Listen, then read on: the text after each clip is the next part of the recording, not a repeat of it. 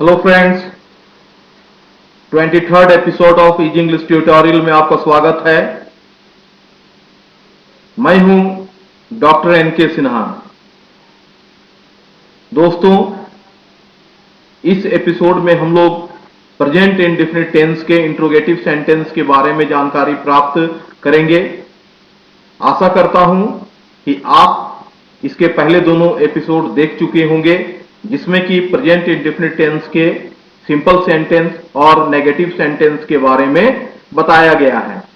किंतु सबसे पहले दोस्तों, यदि अभी तक आपने हमारे चैनल इजी इंग्लिश ट्यूटोरियल को सब्सक्राइब नहीं किया है तो काइंडली इसे सब्सक्राइब कर लें, इसे लाइक करना ना भूलें, अपने मित्रों के साथ शेयर करें और अपने बहुमूल्य कमेंट से भी मुझे अवगत कराएं। तो आइए आगे बढ़ते हैं। हम लोग सेंटेंस के बारे में जानकारी प्राप्त कर चुके हैं कि सेंटेंस चार प्रकार के होते हैं। फर्स्ट, सिंपल सेंटेंस, यानी कि मैं किताब पढ़ता हूं, आई read a book. Second, negative sentence, मैं किताब नहीं पढ़ता हूं, अर्थात I don't read a book. Third, interrogative sentence, जिसके बारे में इस एपिसोड में हम लोग जानकारी प्राप्त करेंगे। तो यह सेंटेंस क्या से प्रारंभ होता है और इसके अंत में प्रश्नवाचक चिन्ह रहता है।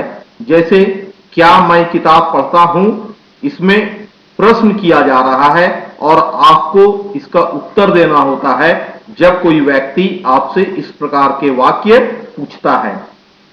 तो फ्रेंड्स, हम लोग इस एपिसोड में इंट्रोगेटिव सेंटेंस के बारे में जानकारी प्राप्त करेंगे।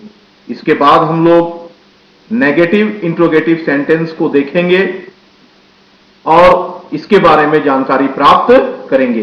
तो आइए सबसे पहले हम इंट्रोगेटिव सेंटेंस को देखते हैं।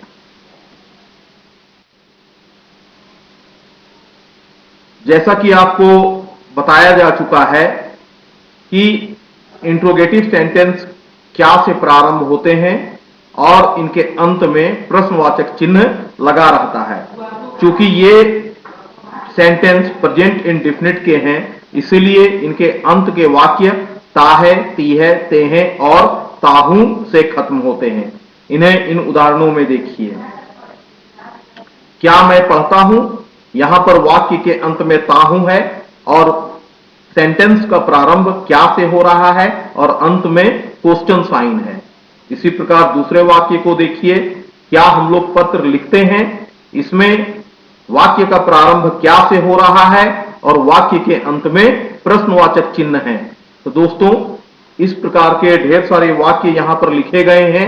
आप इन्हें ठीक से देखें और इसे समझ लें, और जब आप यह अपने मस्तिष्क में स्पष्ट कर लेते हैं कि कोई भी वाक्य जिसका प्रारंभ क्या से हो और जिसके अंत में प्रश्नवाचक चिन्ह लगा रहे और वाक्य का अंत ता है, ती है, ते हैं और ताहू से होता है, तो ऐसे वाक्य प्रेजेंट इंडेफिनिट टेंस के होते हैं और इसे interrogative sentence of present indefinite tense कहा जाता है।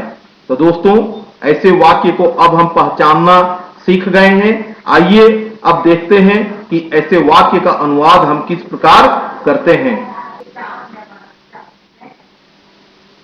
ऐसे हिंदी वाक्य को ट्रांसलेट करने के लिए हम लोग सबसे पहले इसके सब्जेक्ट को देखते हैं। यानी यदि वाक्य का सब्जेक्ट आई, वी, यू, दे और प्लूरल नंबर हो तो इसके पहले हम लोग डू लगाते हैं और फिर इन सब्जेक्ट्स को लिखते हैं। इसके पश्चात V1 प्लस ऑब्जेक्ट का प्रयोग किया जाता है और वाक्य के अंत में इंट्रोगेटिव साइन यानी प्रश्नवाचक चिन्ह लगा दिया जाता है। इसी प्रकार ऐसे सब्जेक्ट्स जो थर्ड पर्सन सिंगुलर नंबर के हों, यानी ही, सी, इट और सिंगुलर नंबर के हों, तो इसके पहले डज का प्रयोग किया जाता है और इसके पश्चात V1 प्लस ऑब्जेक्ट का प्रयोग किया जाता है और अंत में क्वेश्चन साइन लगा दिया जाता है। दोस्तों, आइए हम इन्हें कुछ उदाहरणों से समझने का प्रयास करते हैं। यहां पर कुछ वाक्य दिए गए हैं, आप इन्हें भली भांति समझ लें। Do I read a book?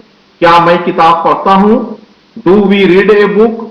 क्या हम लोग किताब पढ़ते हैं? Do you read a book? क्या तुम किताब पढ़ते हो? Do they read a book? क्या वे लोग किताब पढ़ते हैं? Do boys read a book? क्या लड़के किताब पढ़ते हैं?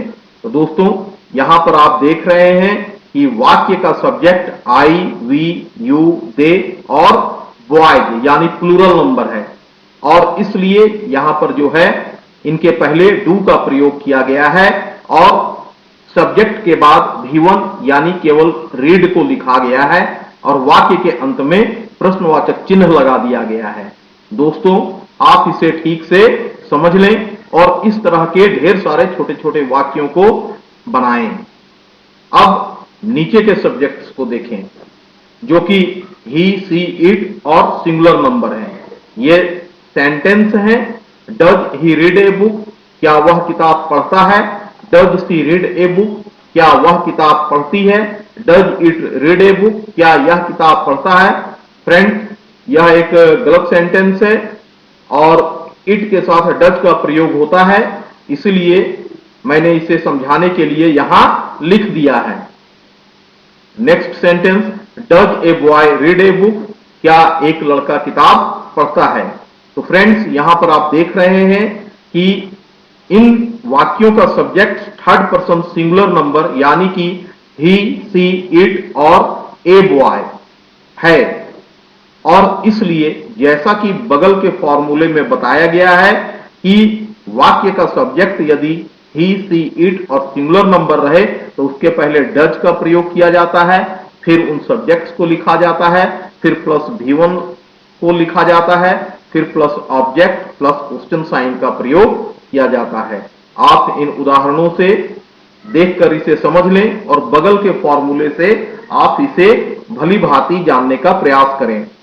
आशा करता हूं आप इसे समझ गए होंगे और आप इस तरह के ढेर सारे छोटे छोटे वाक्य अपने मस्तिष्क में बोलकर देखें और उनके हिंदी को समझें। आप कॉपी पर भी छोटे छोटे वाक्य लिखकर इसका अभ्यास कर सकते हैं, जो कि आपके लिए बहुत ही लाभदायक सिद्ध होगा। फ्रेंड्स, आशा करता हूं कि आप इससे लाभान्वित हुए होंगे। फ्रेंड्स, इजी इंग्लिश ट्यूटोरियल का यह अंक यदि आपको पसंद आया हो तो आप इसे सब्सक्राइब करना ना भूलें, ताकि आपको इजी इंग्लिश ट्यूटोरियल के हर एपिसोड की जानकारी लगातार मिलती रहे। आप इसे शेयर भी करें, लाइक करना ना भूलें और अपने बहुमूल्य कमेंट से मुझे अवगत कराते रहें। धन्यवाद, आपने इस एपिसोड को देखा। आशा करता हूं आप इसी प्रकार लाभान्वित होते रहेंगे। Welcome, thank you.